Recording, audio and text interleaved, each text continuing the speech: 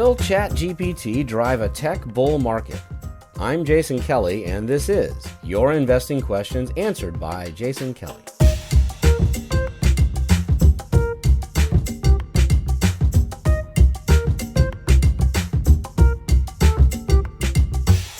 If you'd like to record a question to be answered on a future episode, please leave a message at 303-747-4428. And please wait through the slight pause before the beep comes. That's tricked a few people who've hung up too early and claimed it didn't work. It actually does. There's just a bit of a pause in there. You can also email me a question at jason@jasonkelly.com. That's how today's question came. Colin in Chandler, Arizona asked via email whether I think OpenAI's ChatGPT will drive a tech bull market. Sure I do. I just addressed this last Sunday, actually, in the Kelly letter. I'll go through my main reasons here. ChatGPT finally got lazy megatech off the dime. I've written and recorded many times about my frustration with megatech and how long it's been since we've had meaningful improvements in what we're working with. The marginal improvements that I've gone through exhaustively, as frequent audience members know, just more pixels, more megabytes, different types of corners on devices and that kind of stuff. But it's been a long time since we've had meaningful new feature sets and just a big step forward. Whether it's the often promised but never arriving self-driving cars, certainly not the flying cars, or better social media, or I don't know, voice-activated devices that actually work. You name it, we've been waiting a long time. I would even go farther down the food chain to recommendation algorithms. Do you trust what Netflix suggests that you watch or a music service suggests that you listen to? I learned to not trust those years ago. And I just don't know what they've been doing over there. Who's in these research departments? Why is it that hard? And people say, well, this stuff's really tricky. Well, they've been working on it for 20 years in many cases. And they've got God's amount of money in their bank account. So what is the excuse exactly? I don't know, but it's been a long time since we've had anything really revolutionary come along. And now we finally have. And it didn't come from any of the megatechs. It didn't come from Google or Apple or Amazon or Facebook, Meta, or Twitter or any of those places. It didn't come from any of the biggies. It came from a little outfit called OpenAI. Not so little anymore, but at least a startup called OpenAI, and that's ChatGPT. I think just this on its own is really good news because the tech industry needed a wave of disruption. They've been just getting fat and lazy on this river of billions of dollars in revenue that just happens no matter what. I've joked among my friends that no matter what Apple puts out, they just basically say, new phone. Everyone's like, okay, new phone. And they go out and get it. So whatever they churn out, people just snap it right up. Never noticing that, not much different than last year's phone or 2 years ago, or we go back even 5 years, and there's really not that much difference. Better at taking photos in the dark. Okay, fine. But that's what I mean about marginal improvements. So yeah, ChatGPT coming along, shaking the tree a little bit, getting them out of their slumber, right? The big thing that I touched on last Sunday with subscribers are plugins for ChatGPT. Holy smokes, is this thing about to go into overdrive? It's already darn good at GPT-4. That's what I'm using on the ChatGPT Plus account. It's great, and frankly, GPT 3.5 was really good too, but 4 is even better at certain things. But one thing it's not been great at is keeping up with real-time data. I write about stocks, finance, current events all the time, and so it doesn't do me much good to use something that has data only through 2021, and that's what the data set that trained ChatGPT is up to, only to 2021. Not so great for someone dealing with what happened yesterday, last week, this morning, that kind of thing.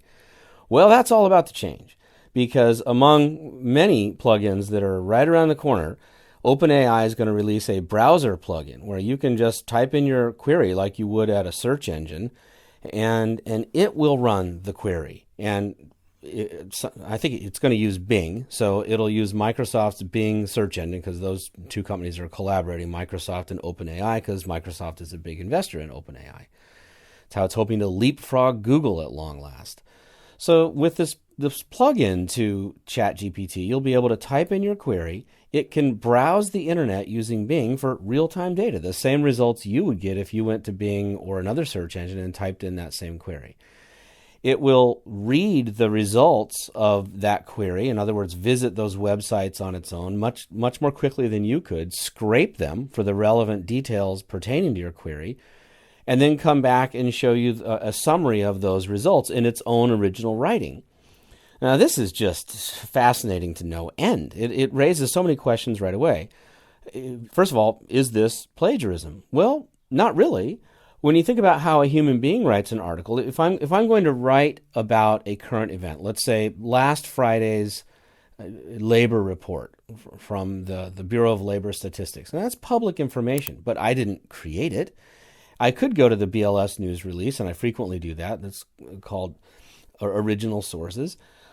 Primary sources, and I frequently do that. But sometimes I'll read about it in a different form of media. It might be a Wall Street Journal article, Financial Times, maybe a blog post, something on LinkedIn. Who knows where?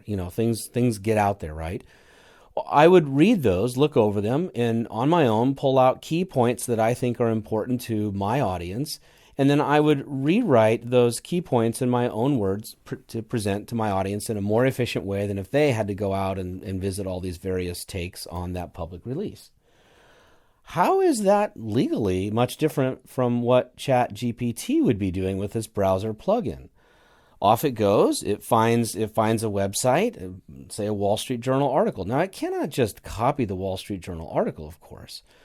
So it doesn't. It reads the journal article, and then, with an eye on the query that I typed in, it comes back and responds to me with an answer for me based on what it just read at that WSJ article and probably other articles that it found as well.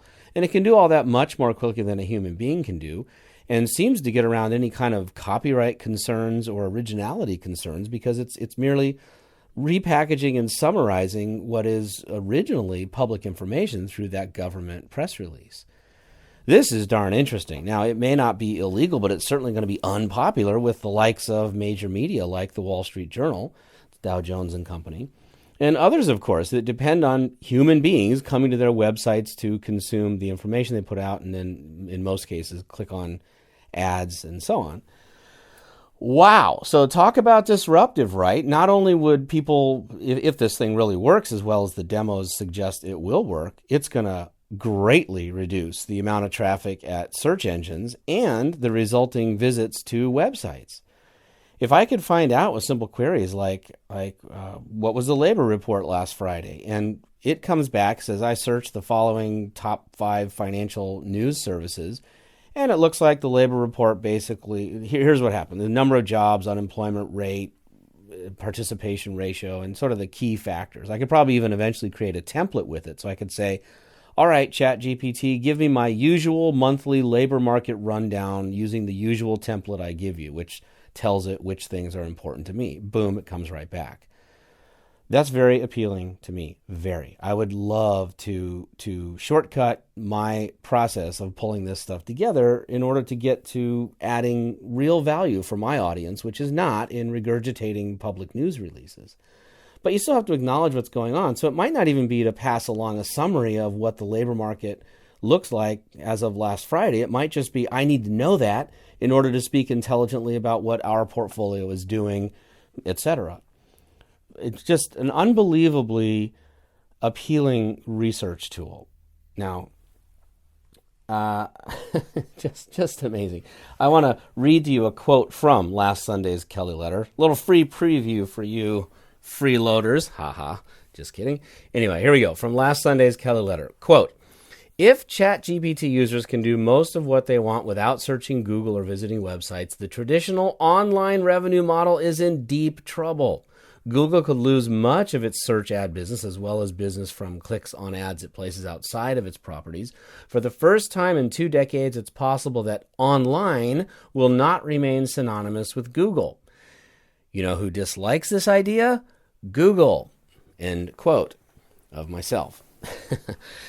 That really does get it right there, doesn't it? Well, except that it goes beyond even just repackaging information. The plugins are going to be able to even make hotel reservations, place shopping orders with grocery delivery companies, and so on. And I'm sure there's a deep bench of other plugins coming. So even though the first iteration of ChatGPT that got wildly popular, starting with the launch last November 30th, is very good at what it does, responding to queries, writing responses to those queries, and in a natural language style, helping to edit, and just general language manipulation. It's excellent at that.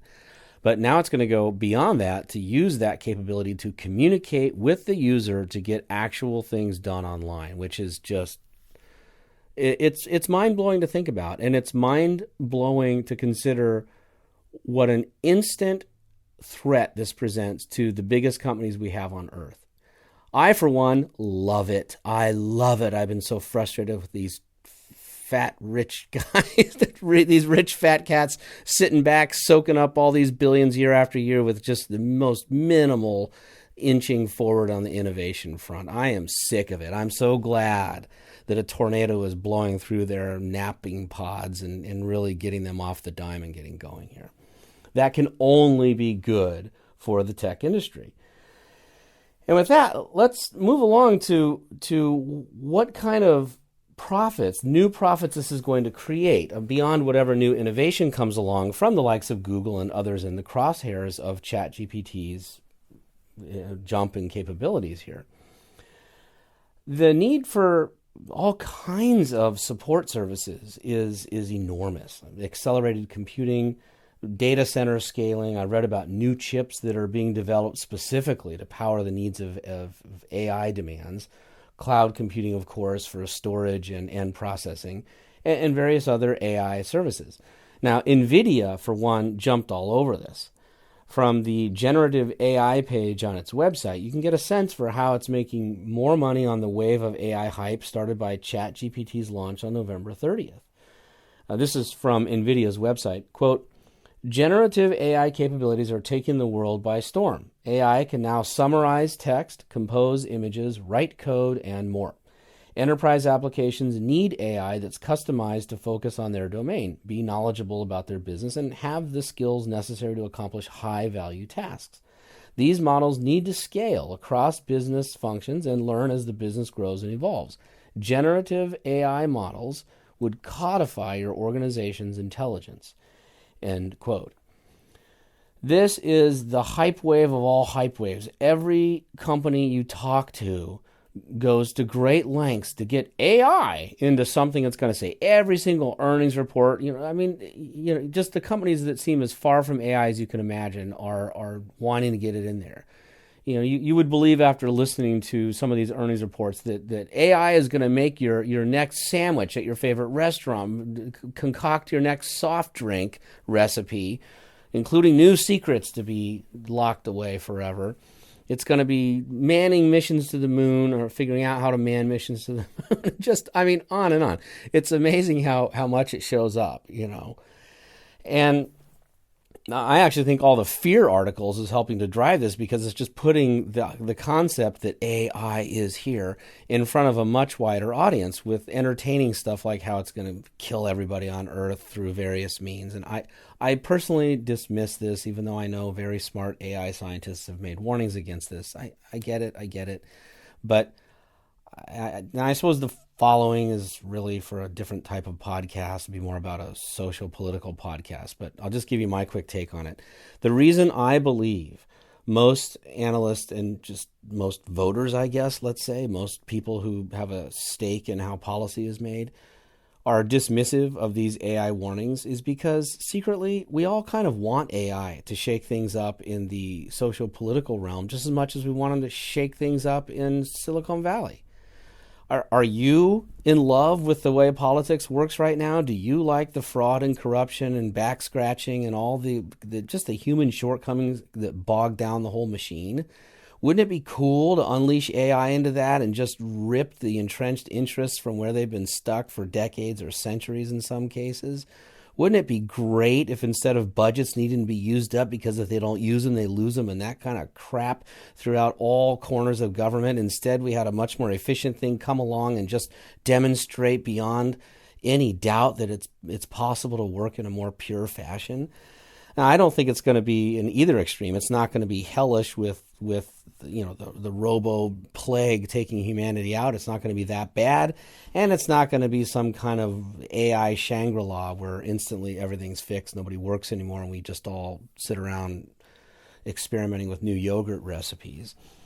I don't expect either extreme to happen, but one reason I believe people don't care so much about the warnings about AI's threat to society is that they see that society is pretty screwed up as is. Humanity doesn't exactly have an exemplary track record going here, so why not give the super smart bots a shot at things? That's my take. As I said, not much of my wheelhouse, but that's why I think we're not seeing much of a response to that warning, warning, warning type of story that's out.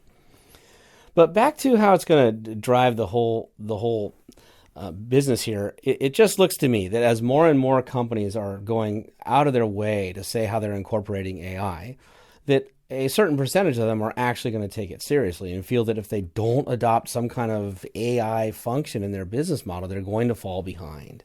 And that is going to drive a lot of tech profit, which was already going that way. Everybody's moving into the cloud, for example, and just upgrading software, needing new chips, and just the usual way that technology marches ahead. Well, this is going to accelerate that for sure.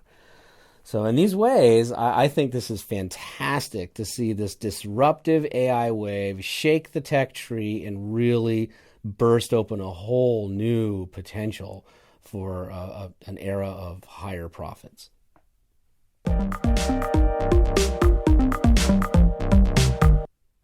As disruptive as AI has been, as I just described in the last segment, and as disruptive as I expect it to continue to be, there is a long way to go, plenty of room for improvement.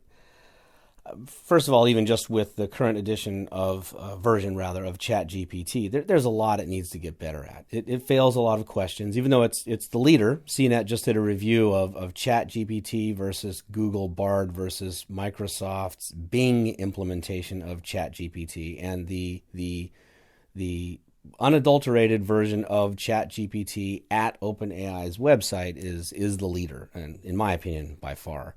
Bard is a piece of junk right now. Google really needs to get cracking. And that's kind of where I'm going with this. There's a long way to go. Do we really think Google's going to just say, oh, well, we had a good quarter century run here, but it looks like our time is up, and hand the baton off to OpenAI? Oh, of course not. It's already rallying the troops, getting going on this. Its first idea is we've got to make Bard as good as ChatGPT. But one of the things I covered in last Sunday's Kelly letter is that these entrenched megatech companies have an added burden of needing to integrate AI with their existing product sets. OpenAI doesn't have to worry about that. All it has is ChatGPT and its other generative AI projects. It doesn't have to worry about protecting the way its search engine works, or its Office document system works, or its Maps program, the kind of things that Google has to think about. The last thing Google wants to do is release a version of Bard that everybody says, great, we don't have to use Google search anymore because Google Bard is so much better. And of course, they're going to want to get ads in there. That's how they make all their money. So, how's that going to go? Over at OpenAI, you can just type in your query. You never see an ad anywhere. You never see the internet anywhere. It all just gets brought into you by ChatGPT, your custom guide to the open internet. And I just don't see how it's going to work very well for Google to paste on its Bard pop-up or clip-on feature, I guess, that's going to help you navigate Google search results, or give you different types of search results, and it squeezes ads in there. It's not going to take long for people to just go to a different tab on the browser where that doesn't happen.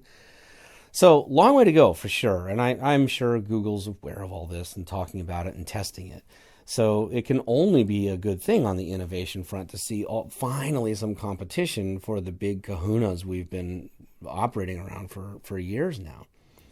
One of the things that I would say general AI is going to need to get around is the originality issue. There is a problem with this kind of tech that human originality disappears. And that's not because people are using the tech to do everything. For example, I don't think it's imminent that open AI is going to create something that writes novels. You won't just be able to say, I need a good spy novel that takes place in Russia with a flight to Mozambique halfway through. Boom. Oh, how many words would you like that? 72,000, please. There you go. I don't think we're there yet. I think we probably eventually will be, but we're not there yet. But people are already asking, is this going to take away human creativity? Probably not in that way. I think people who want to write novels or articles or poetry, whatever it is that people want to create with words, they will still keep doing because it's the creation that's most of the fun. And they're probably going to just use ChatGPT the way most writers that I know are already using it, which is as a souped up thesaurus, dictionary kind of thought prompt. And some are already swearing that off, saying that I don't want it polluting my original thought processes. Like, if you've done much writing yourself, you probably know that it's a different mode you go into when you're doing good writing. Good writing doesn't happen with constant checks of a reference source and looking something up and checking your phone that's pinging. The best writing happens when all of that is turned off, and it's the writer and the blank page or screen these days that words are going onto. And I've already talked to writers who are saying that ChatGPT needs to be put into that category. The same way you're not running to your dictionary and thesauri every single time to keep your juices flowing, you probably don't want to run to ChatGPT and say, what do you think of this wording? Can you think of a better way to describe this person's voice or what happened in the labor market last week? You can lose a good 15 minutes there trying to wrangle the answer you want out of ChatGPT. So in that sense, the truly creative type writers are already saying, okay, I get it now. This is another tool in the box, but it really doesn't have magical powers. It just has different powers. So how could it be that originality flattens out?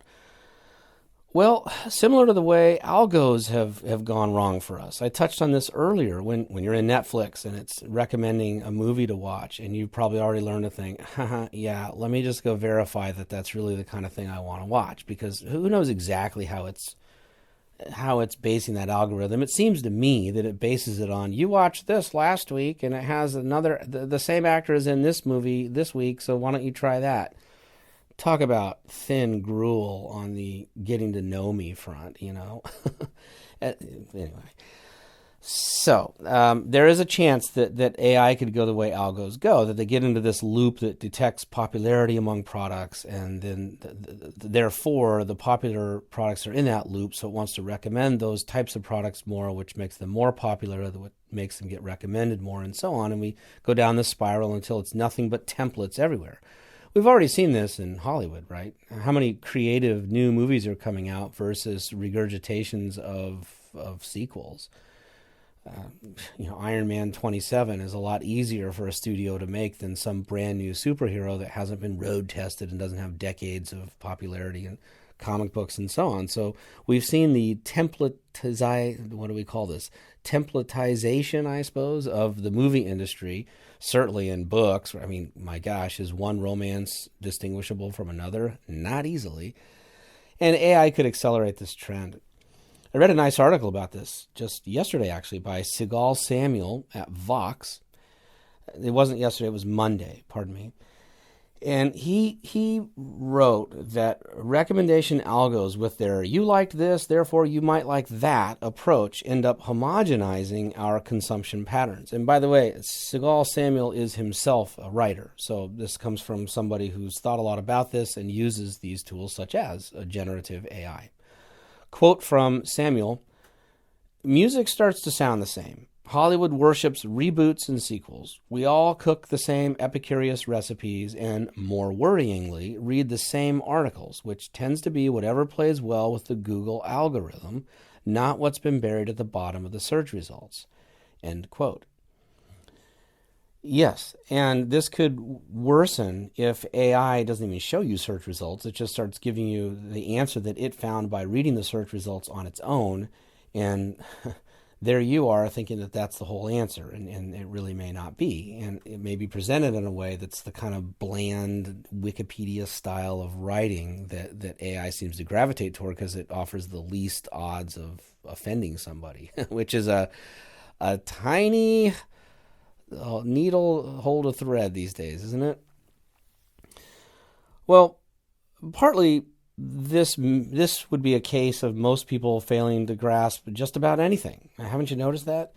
How many technologies have we seen offer wonderful promise in concept and to power users who understand them, only to go off the rails once the crowds arrive? And social media springs to mind, but it's not just that. We've seen this all the time. I see people constantly misunderstanding how to use things. Everything from calculators to phones to even I remember back in the day when voicemail was a thing and you could make your own prompt, and you still can sometimes, but just people don't leave many voice messages anymore. I remember thinking, can we just explain to everybody that you do not have to keep explaining to people to leave a message at the beep? Jeez. How many of those were so long in the past? Somebody would say, thank you for calling. You've reached the voicemail of Jason Kelly. I can't come to the phone right now, but if you would please leave me your name, the whole spiel. And it goes through this 3-minute introduction. All you want to do is leave a message. Just get to, can't answer the phone right now, leave a message. Beep, and there you go. Well, that you can imagine if people couldn't figure out the best way to manage a voicemail message, they're certainly going to screw things up like social media and AI. So I don't know how much of this can be improved, but we are going to have to make AI idiot-proof, and there are a lot of idiots. So you can imagine that the guardrails are going to be thick and abundant around this technology. I'm not sure how much of that will be an improvement, but there will be a lot of change going on as this goes. And for our purposes, that should create a lot of profit. New versions is a great way to keep the revenue flowing.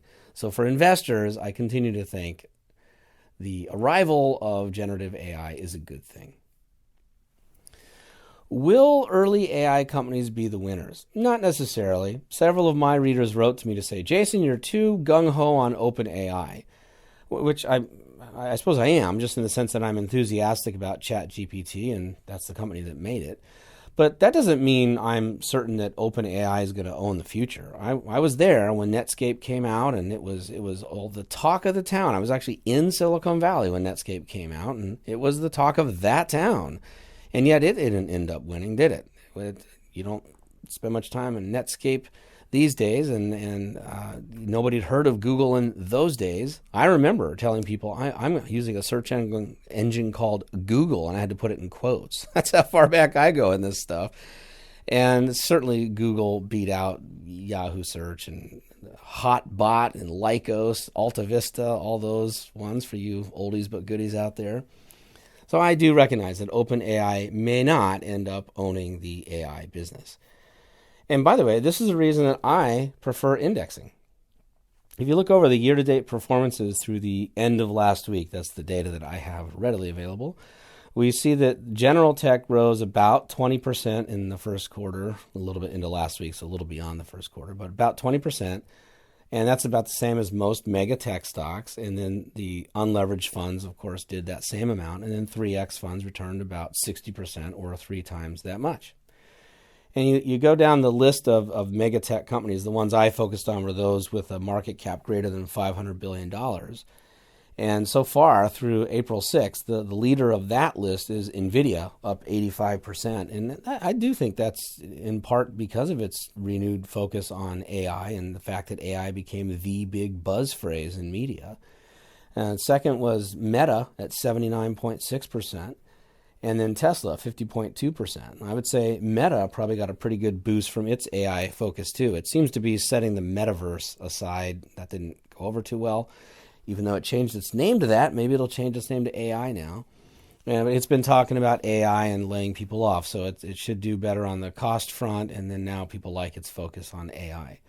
But the point I'm making now is that we don't need to understand whether it's going to be Google that wins this or Microsoft or OpenAI, if it ever becomes a stock, Amazon, whoever. And it may well be a company that we're not even talking about, and I do acknowledge that. But it remains a reason that I love indexes. I don't need to know for sure. What I can be confident in is that the indexing process is going to contain the winners of AI because they just always contain the winners, period. So the NASDAQ 100, if Google becomes irrelevant, who knows, but let's say Google becomes irrelevant, well, it's not going to be on the NASDAQ 100 anymore. It's going to be AI company number 27 that breaks through and wipes everybody out, and that'll be on the NASDAQ 100. So if you, like me, think that AI is going to spark a whole new wave of innovation and profits in the tech industry, then you may also want to consider a technology index fund rather than picking and choosing winners on your own, because I submit, and I agree with my readers, that we don't know who the winners of this are going to be, except probably investors in index funds. So take that route. All right. Thank you for listening. This is Your Investing Questions Answered by Jason Kelly. To record a question for a future episode, please call me at 303-747-4428. You can also email your question to me at jason@jasonkelly.com. Please subscribe to this podcast from any of the links at jasonkelly.com to Apple Podcasts, Spotify, and other platforms while they still exist before ChatGPT and its friends wipe them out. Oh, and please don't forget to subscribe to the Kelly Letter. It's my bread and butter before I get wiped out by the ChatGPT's Wall Street plugin. Prices on Wall Street are still low, but a recovery is taking shape, including the tech bull market that I discussed in this episode. Please become a Kelly Letter subscriber today at jasonkelly.com to start your own market-beating SIG plans developed by a human being, not AI, including my 9-SIG and income SIG plans, which are both driven by tech via index funds. Current subscribers, thank you for listening today and for doing business with me. I will see you Sunday.